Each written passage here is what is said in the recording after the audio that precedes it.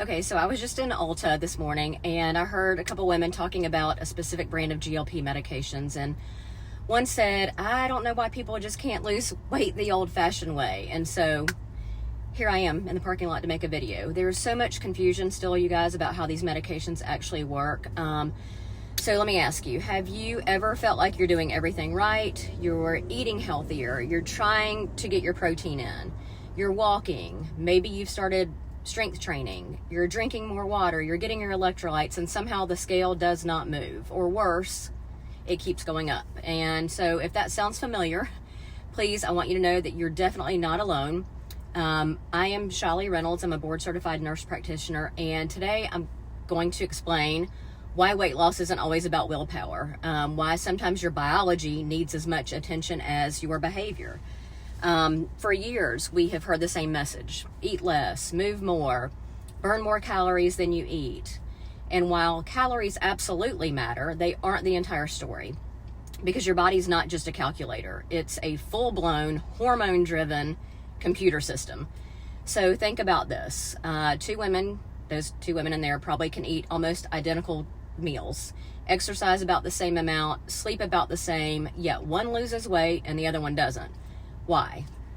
Because hormones matter. Insulin matters. Sleep matters.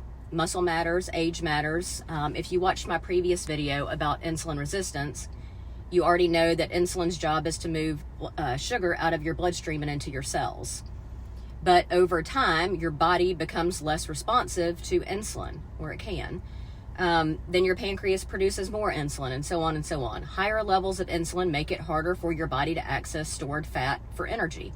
So you may genuinely feel like you're doing everything right, yet your body is still holding on to fat. And if you're in your 40s or 50s like me, menopause and perimenopause add yet another layer. So estrogen decreases, muscle mass definitely declines, fat distribution changes, sleep often becomes worse, stress is higher. All of these things affect metabolism. So now, I want to be clear, I'm not going to tell you that healthy habits don't matter. They absolutely do. Protein matters, sleep matters, strength training, especially at a certain age, matters, stress management matters, and those are all still the foundation. But sometimes the foundation isn't the entire house. You need the foundation to build the house on, but you also need other tools and materials. And this is where the GLP-1 medications become part of the conversation. Not because they're magic, not because they're an easy way out, and definitely not because everyone needs one, but they're simply another tool. A GLP-1 medication can help reduce appetite, improve your satiety and help you feel fuller longer, help you regain better control over food cravings. And for the right patient, that can make a huge difference in the healthy habits they're already trying to build. So I get asked too about microdosing GLPs sometimes, and that's a fabulous option. That's actually what I prefer. And some clinicians use microdosing approaches to help people reach their personal goals. The important part isn't the dose, it's finding an individualized treatment plan with a qualified healthcare professional rather than assuming one approach fits everyone. So if you've been beating yourself up thinking you failed at everything you're trying to do, or wondering why everyone else seems to be losing weight when you're stuck, I hope today's video gives you something different, and that's hope.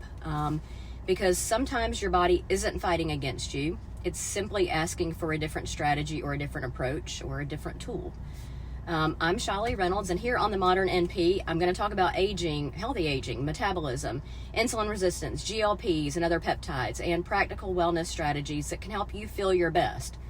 And if you're wondering if these therapies might be right for you, I'll link my website below where you can learn about the options and connect with a licensed healthcare provider if you feel like it's a good fit. And if you found this video helpful, I would love for you to subscribe, and I'll see you in the next video.